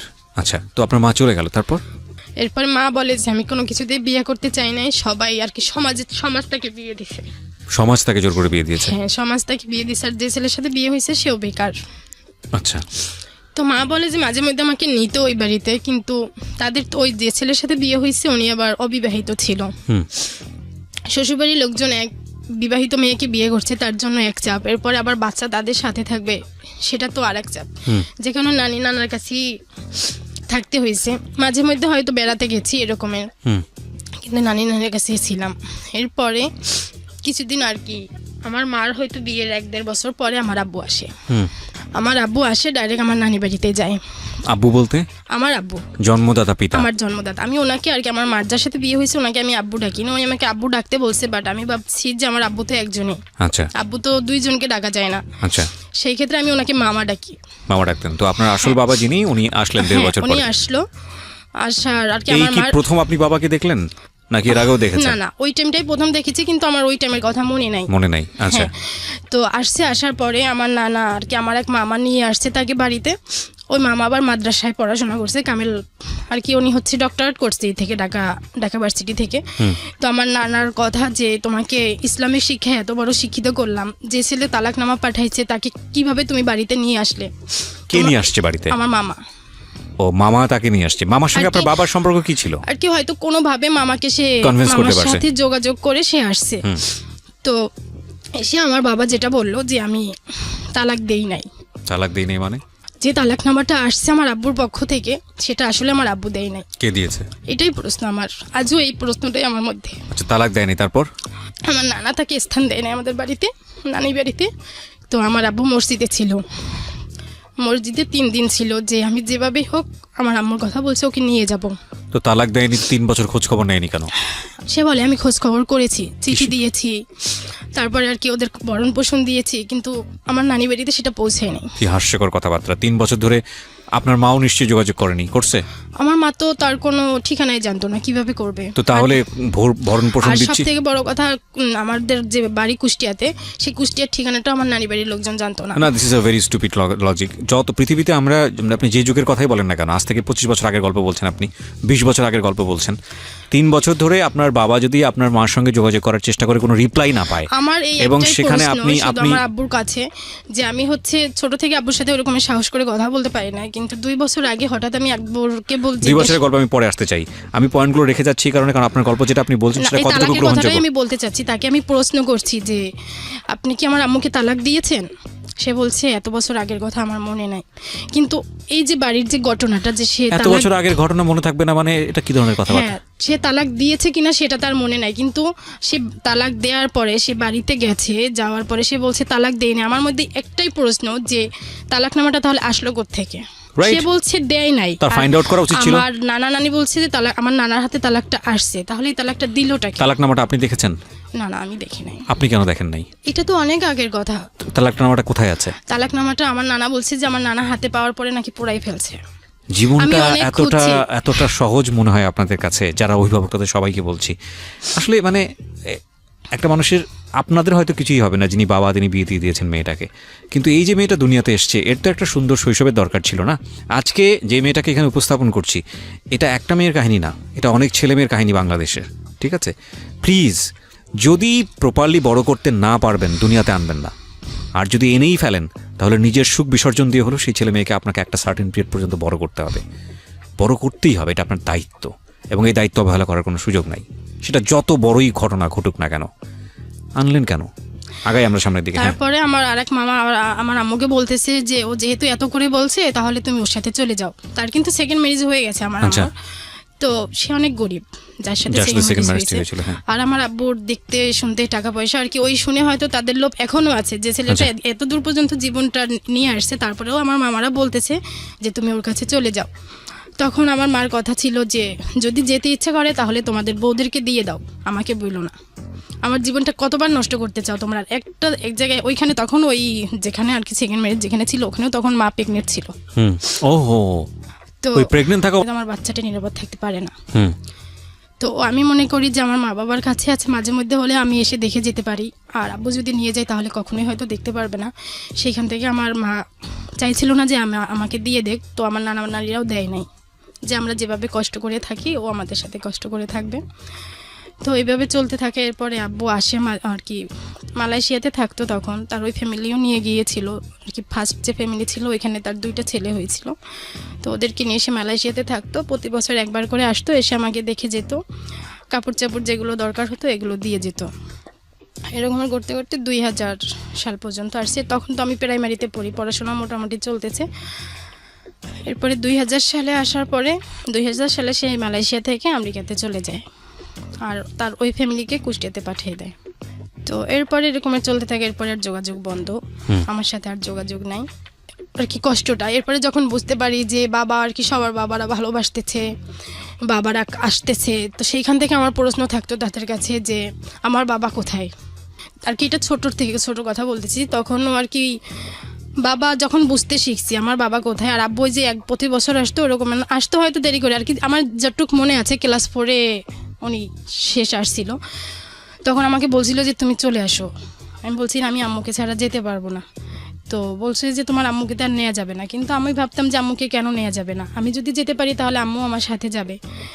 এরপরে আব্বুর থেকে ঘৃণা থেকে হচ্ছে ছেলেদের উপরে যে ঘৃণাটা হয় যে আমার মাকে একটা ছেলে কষ্ট দিয়েছে, আমি ওই রকমের ছেলেদেরকে কষ্ট দেব। এটা কোন সময় আপনার রিয়েলাইজেশনটা হয়? এটা হচ্ছে ক্লাস 7-এ। ক্লাস 7-এ থাকা অবস্থায়। ওকে। এরপরে একটা ছেলের সাথে ফার্স্ট আর কি সেই আমাকে লাভ লেটার দেয়। তারপরে কবে দিল এটা আপনাকে? এটা ক্লাস 8-এ কিভাবে দিল? যে না ওইটা। ওকে। তো পরে দেখলাম যে এরকমের কিছু লেখা, তখন আমিও আর কি আমার তো টার্গেটই ছিল যে আমি এই কাজটা করব, যে ছেলেদের জীবন নষ্ট বলতে কেউ আমাকে প্রেমের প্রস্তাব দিল, আমি তাকে প্রেমের আর কি রাজি হওয়ার পরে কিছুদিন তার সাথে কথাবার্তা বললে বন্ধ করে দিব। আচ্ছা, এটা আপনার টার্গেট ছিল? এইটা আমার টার্গেট ছিল। টার্গেটটা কেন ছিল? এই যে বাবার উপরে ঘৃণা থেকে, যে আমার বাবা আমার মাকে কেন কষ্ট দিল, সুতরাং আমিও ছেলেদেরকে কষ্ট দিব। আমিও ছেলেদেরকে কষ্ট দেব। ওকে, তারপর? এরপরে ওইটা হয়তো 2-3 মাসের মতো ছিল। এরপরে আবার আরেকটা ছেলে প্রস্তাব দিল, তারপর তার প্রস্তাবে রাজি হয়ে গেলাম আর কি। প্রেমের ওইটা হচ্ছে ফোনে ছিল। ওইটা ছিল এরকমের যে আমার মামা খালা যারা আছে আর কি, আমার নানার ফ্যামিলি, এদের সম্মান কেউ কখনো নষ্ট করতে পারে নাই সামাজিকভাবে। তো মামা খালা দিয়ে যেহেতু পারে নাই, তাদের টার্গেট ছিল আমাকে দিয়ে। তারা একটা ছেলেকে রাজি করায় যে যত টাকা পয়সা লাগে আমরা দেব, তুই দেখ জাস্ট ওই মেয়েটা কী করতে পারো কিনা। তো আমি তো আর এটা আমার মাথায় ছিল না, আমার তো টার্গেট ছিল অন্যদিকে আর তাদের টার্গেট অন্যদিকে। তারপরে ওই ছেলেটা এরকমের ফোনে আমার নানার জানতো, আমার নানা সকালে নামাজ পড়তে যায়, ফোনটা বাসায় থাকে। তো নানার ফোনে কল আসলো, কল আসার পরে সাধারণত আমি নানার ফোন রিসিভ করতাম। তো এরপরে রিসিভ করার পরে সে তার কথা বলতেছিল যে এইভাবে। তো আমি তো অল্পতেই রাজি হয়ে গেলাম, যেহেতু আমার টার্গেট এরকমের। তো রাজি হয়ে যাওয়ার পরে তার সাথে কথা হতে এখন একটা সময় দেখতেছি যে সে আসলে আমাদের সম্মান নষ্ট করতে চাচ্ছে। সে ফোনে রেকর্ড করে রাখছে যে আমি যদি বিয়ে করি তাহলে অমুক বাড়ির নাতিকেই বিয়ে করব, ওইটা আমার শ্বশুর বাড়ি। তো ফোন রেকর্ড করে ওইটা আবার তার হচ্ছে যে কল আসলে যে টোনটা বাজে এরকমের টোন সে সেভ করে রাখছে। তো যখন ওই আর কি বাড়ির পাশের দোকানপাট ছিল, তো কল আসলে এসব কথা হতো, নাম ধরে সে রেকর্ড করে রাখছে। আবার আমার কিছু কথা যে কথাগুলো হতো, কিন্তু কখনো বাজে কোনো কথা আমার মাথায়ও আর কি ওই রকমের আসতো না যে প্রেম মানে হয়তো বাজে কিছু হতে পারে। জাস্ট আমার টার্গেট ছিল যে হয়তো এরকমেরই। তো এরপরে যখন এটা আমাদের কান পর্যন্ত গেল, তারা আমাকে কুষ্টিয়াতে পাঠিয়ে দিল। মানে আপনার টার্গেট ছিল যে আপনি বিভিন্ন ছেলের লাইফ নষ্ট করবেন প্রেমের ছলনা করে, যেহেতু আপনার বাবা আপনার মার সাথে এরকম করেছে। এরকম কাজ করতে গিয়ে একটা সময় একটা ছেলে তার কলার টিউনে আপনার সাথে সম্পর্ক আছে এটা সেট করে রেখেছিল, যেই ফোন দিত সেই শুনতে পেতো এটা। এবং এটা আপনার মামারা জানার পরে আপনাকে কুষ্টিয়াতে পাঠিয়ে দিল। কুষ্টিয়া মানে হচ্ছে আপনার বাবার বাড়িতে পাঠিয়ে। বাবার এর মাঝখানে একটা কথা বলি না, এই যে তালাকনামা নিয়ে যে কথাটা ছিল, সেটা হচ্ছে আমার এক কাকা যখন আমি 6-এ পড়ি তখন আমাদের বাড়িতে যায় যে তালাকনামা খোঁজে।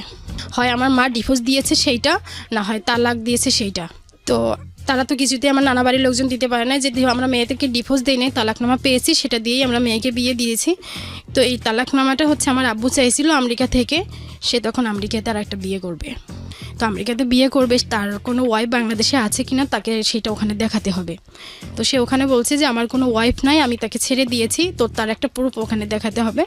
তো হয়তো সেটা তারা নকল ওইখান থেকে আমার নানি বাড়ি থেকে পায় নাই, তারা এখান থেকে আর কি কুষ্টিয়া থেকে নকল করে সেটা তারা আমেরিকাতে পাঠাইছে।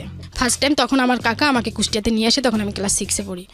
এরপরে ক্লাস 8-এ আর একবার আমার মামা আবার নিয়ে আসে, যেহেতু আমার এইটাই আমার বাড়ি, তো আমার নানি বাড়ির লোকজন চাচ্ছিল যে ওর বাড়ির সাথে ওর একটা যোগাযোগ থাকুক।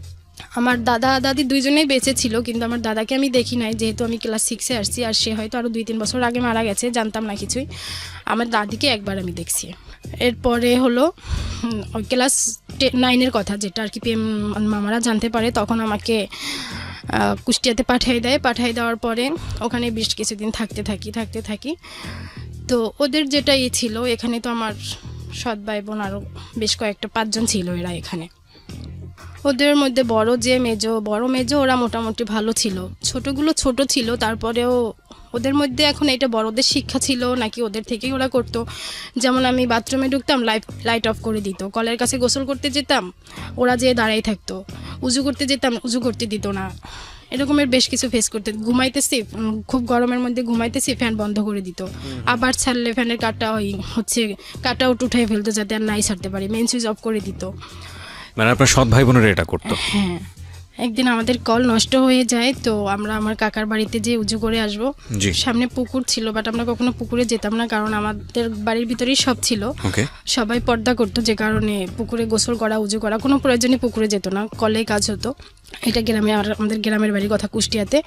তো মাগরিবের সময় এরকমের উজু করতে যাব, তো আমি উজু করার জন্য বের হয়েছি, ওরা নামাজ পড়ে না, তারপরেও যে কলের কাছে দাঁড়িয়েছে, তো কোনো মতেই সে আমাকে উজু করতে দিবে না। যখন প্রায় নামাজের টাইম শেষের দিকে, তখন উজু করে আসলাম, তো আমি উজু করতেছি, সেই মুহূর্তে ওরা বাড়ির ভিতরে দৌড় দিয়ে চলে আসলো, এসে গেট বন্ধ করে দিল, যেটা আর কি বাড়ির ঢোকার গেট বন্ধ করে দিল। তো আমি এখন তো আর বাড়ির ভিতর ঢুকতে পারছি না, তো ওই পুকুরের ঘাটলার উপরে বসেছিলাম। আমার বিশাল বড় পুকুর করছে, আবার গাডলাও অনেক বড় করছে, তো সব আর কি ওই এলাকার যত লোক আছে সব ওই পুকুরেই এসে গোসল করে, একদম সকাল থেকে শুরু করে রাত 10টা পর্যন্ত কন্টিনিউ ওখানে লোক থাকেই। তো ওই টাইমটা ওই পুকুর পরে বসাটা ওরকম আমি নিরাপদ মনে করি নাই, তারপরেও এছাড়া বসার জায়গা নেই যে গেট খুললে যাতে আমাকে দেখতে পারে। তো এখানে বসে আছি, হঠাৎ কাকি আমাকে এসে জিজ্ঞাসা করতেছে যে তুমি এখানে বসে আছো কেন। সাধারণত আমি কখনোই গেটের বাইরে বের হতাম না, যত টাইম ওই বাড়িতে ছিলাম। তো বলতেছে তুমি এখানে বসে আছো কেন, তখন আমি বলতেছি যে ও দরজাটা ওই গেট বন্ধ করে দিয়েছে, আমার বোনের কথা বললাম।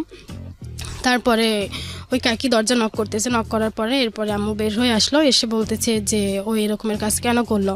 পরে বলে এরকমের মেয়েদের যদি একটু আর কি জিদ না থাকে তাহলে তারা বড় হতে পারে না।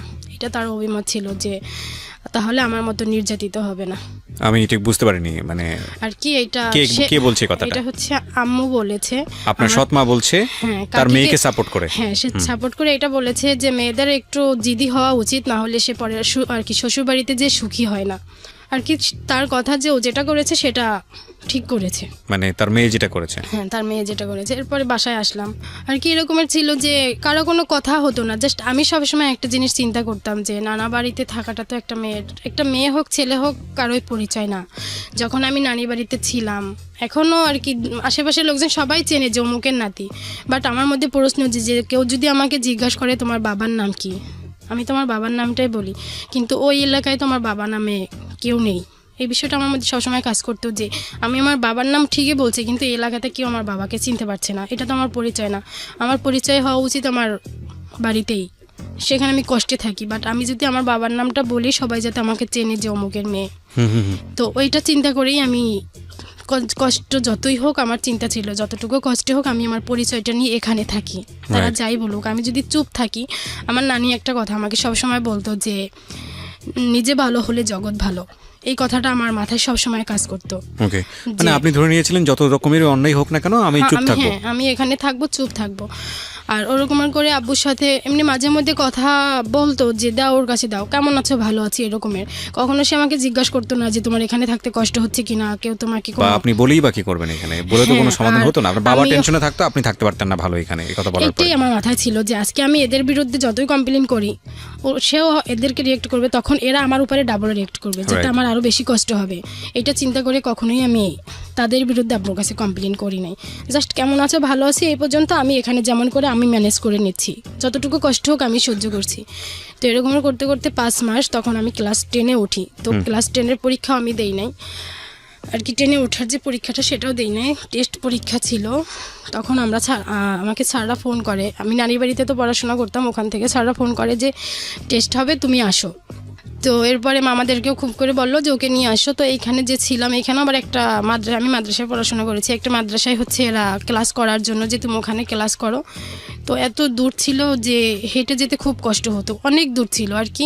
আমি একদিন ক্লাস করলে পরের দিন আর কি ক্লাস থেকে ফেরার পথে আমার মনে হতো যে আগামীকালকে ক্লাসটা আমি কীভাবে করব। এত দূর ছিল, হেঁটে যাওয়া আমার পক্ষে মোটেই সম্ভব ছিল না। তারপরেও আর কি তাদের প্যারায় যে ক্লাস করতেই হবে, হয়তো আসলে এটা তাদের মধ্যে কি ছিল, একদিন আর কি আমি ক্লাসে কিছুতেই যাব না। তো আমি হচ্ছে বিভিন্ন অজুহাত দেখাচ্ছি, এই কারণ সেই কারণ দেখানোর পরে দেখতেছি 9টা-10টা বেজে গেছে। কিন্তু আমার ভাই কী করলো, সে 8টা বাজে বের হতে হয় ক্লাসের জন্য, সে সবগুলো বাসার ঘড়ির কাঁটা 8টার কাছে নিয়ে রাখলো যে দেখ 8টাই তো বাজে, তোর ক্লাসের টাইম এখনও শেষ হয় না, যেতেই হবে। কিন্তু আমি তো জানি যে ক্লাসের টাইম আমি শেষ করে ফেলছি, আমি ক্লাসে যাব না।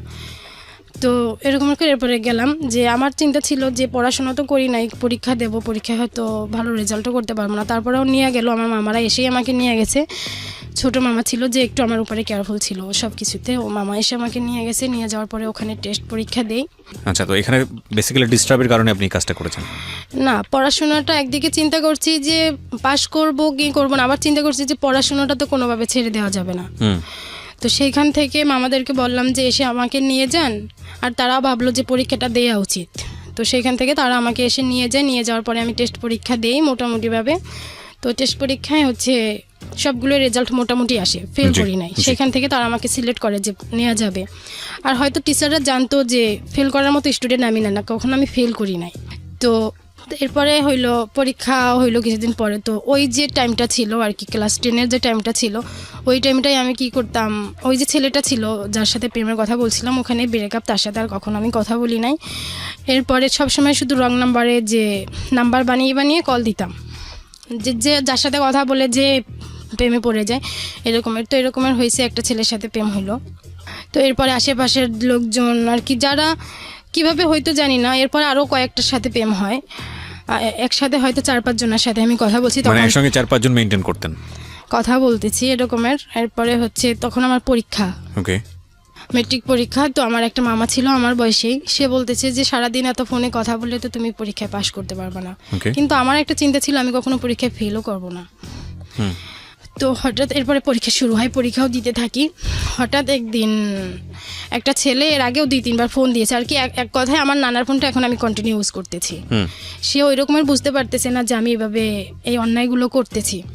তো একদিন হচ্ছে ওই নানার ফোনে একটা কল আসে, ওই ছেলে আমাকে দেখছে নাকি আমি জানি না, কিন্তু সে কল করে।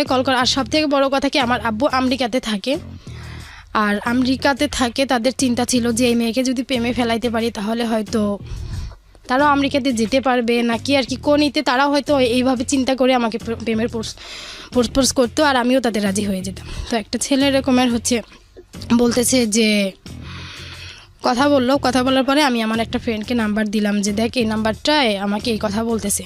পরে আমার ওই ফ্রেন্ড কী করলো, ওই ছেলেটাকে থ্রেট দিল। আচ্ছা, থ্রেট দিল। পরে তারপরের দিন হচ্ছে আমার ইংলিশ পরীক্ষা ছিল, রবিবার ছিল, ইংরেজি পরীক্ষা ছিল।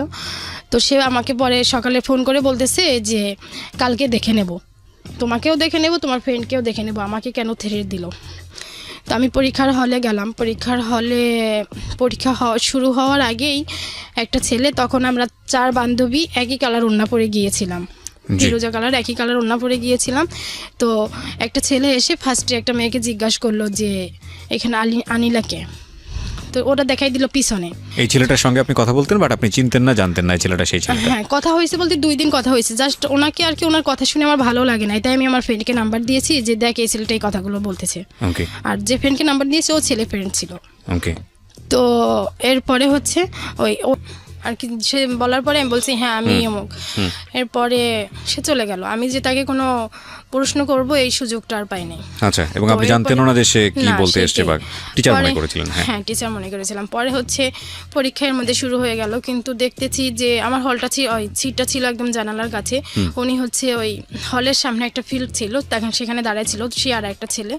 তো কিছুক্ষণ পর আর কি আমি এদিক থেকে জানালার দিকে তাকাচ্ছি, দেখতেছি ওই ছেলে আর কি ঘুরতেছে, সে ঘুরে দেখতেছে। এখন আমার তো খুব ভয় হচ্ছে যে সে তো আমাকে থ্রেট দিয়েছিল আমাকে দেখে নেবে। তো খুব কষ্ট করে পরীক্ষাটা দিলাম আর কি। এত বাজে পরীক্ষা আমি আমার লাইফে আর দিই নাই। তো ওই দিন আমার ইংরেজি পরীক্ষা ছিল। আচ্ছা, তো আমার ভয় ছিল যে আমি হয়তো ফেলই করব। ওকে। তো এরকমের করে পরীক্ষা থেকে বের হলাম। তো প্রতিদিন আমাকে আমার নানা নিয়ে আসতো, আবার নানাই নিয়ে যেত, এসে একটা গাড়ি ঠিক করে রাখছিল, ওই গাড়িতে করে নিয়ে যেত। আর নানা আসতে দেরি হলো ওই গাড়িওয়ালাই আমাকে নিয়ে যেত। আচ্ছা। তো ওই দিনকার হচ্ছে হল থেকে বের হয়ে গাড়িওয়ালাকেও সামনে দেখছি না। তো আমার খুব ভয় হইতেছে। পরে আমি আমার একটা বান্ধবীকে বললাম যে আমি আমাকে তোমার সাথে করে নিয়ে যাও, আমার হচ্ছে আমি একা যেতে পারবো না। পরে ও বললো যে আমার আব্বু আসছে, আমি তো বাইকে করে যাব, আমি তোমাকে নিতে পারবো না। আচ্ছা, তো এরপর আরেকটা বান্ধবীকে বললাম, ও বলছে ঠিক আছে তাহলে তুমি আমার সাথেই চলো। ওর সাথে ওর ভাই ছিল, কিন্তু ওর ভাইকে পরে আসতে বললো। আমি ওই বান্ধবীর সাথে গেলাম বাড়িতে। আচ্ছা, বাড়িতে যে যখন হচ্ছে বান্ধবীর সাথে গেলাম, যেতে যেতে গেট থেকে বের হতে দেখতেছি যে ওই ছেলে সহ আরও কিছু ছেলে গেটের সামনে দাঁড়িয়েছে। তো তখন আরও বেশি ভয় হলো যে এখান থেকে তারা কোনো দুর্ঘটনা ঘটায় কিনা। তো ভালোই ভালো বাড়িতে গেলাম, যে হচ্ছে আমি বাড়িতে সব ঘটনাটা খুলে বললাম এইভাবে। এরপরে হচ্ছে ওই ছেলে কিভাবে আমার এক মামির নাম্বার নিয়েছে, সে আর কি আমার ওই যা করছে সে এখানে সেটা সে তার আমার মামিকে বলছে। আচ্ছা, আর আমি যে বান্ধবীর সাথে গেছি সেটাও সে বলছে। এরপরে সে আবার বললো যে আমাকে কেন আমার নানা নিতে আসলো না, আর কি তার খুব দরদ। এরপর থেকে সে মামির কাছ থেকে খোঁজ খবর নিত, কথা বলতো মামির সাথে। আমিও মাঝে মধ্যে আর কি এমনভাবে মামিকে বলতেছিল, তো মামি বললো ঠিক আছে তুমি কথা বলো। তো আমিও কথা বলতেছি। এরপরে হচ্ছে যখন আমার রেজাল্ট হলো, তখন দেখলাম যে রেজাল্ট খুব আর কি ফেল করি নাই, কিন্তু একদম খারাপ রেজাল্ট ছিল। মানে ওইটা কি ওই একদিনের ঘটনার কারণেই নাকি না, পুরো শুধু ওভারঅল? ইংরেজিতেই ছিল। আচ্ছা, তার কারণে পুরোটাই সি আর হয়ে যায়। সবগুলোতেই ভালো ছিল, আর 7টা এ প্লাস আসছিল, শুধু ইংরেজির কারণে এ প্লাসটা আসে নাই। আচ্ছা, ওকে। তো এরপরে হচ্ছে রেজাল্ট হয়ে যাওয়ার পরে এরপরে আর কি ওই রেজাল্টের পরে আর ওই ছেলের সাথে আমি কথা বলি নাই, কিন্তু এই ছেলেটাই খুব বেশি পাগল ছিল। পরে হচ্ছে ওই পরীক্ষা যখন হয় তখন আমার আব্বু পরীক্ষার করে আমার হচ্ছে মামাদের কাছে টাকা পাঠায়, 20,000 টাকা পাঠায় পরীক্ষার খরচ বাবদ। জি। তো যখন দেখলো মামারা যে আব্বু টাকাটা পাঠাইলো, তখন মামারা চিন্তা করলো যে গ্রামে পড়াশোনা না করে ঢাকায় যদি পড়াশোনা করে তাহলে ওর ভবিষ্যৎটা ভালো হবে, যেহেতু সে খরচপত্র দিবে। আর মামাদের পক্ষে এতটা আর কি আমার ঢাকায় যদি পড়াশোনা করায় সেই ক্ষেত্রে তো খরচ একটু এক্সট্রা বেশি লাগে। তো মামাদের পক্ষে ওইটা সম্ভব ছিল না, যে কোনো